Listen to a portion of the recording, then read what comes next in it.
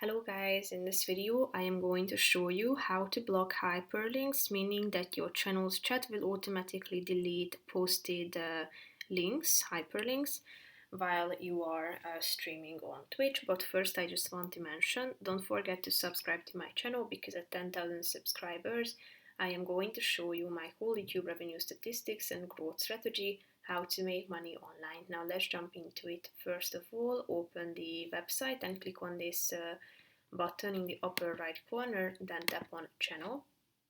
After that you should scroll down and tap on the customize channel button that will appear here on the right side.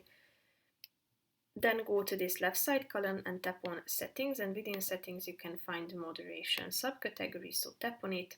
Scroll down to chat options, and here you can find the block hyperlinks feature, so that the chat will not allow the URLs to appear. Tap on this button and then it will be enabled. So that's pretty much it for this video, guys. See you in the next one. Bye bye.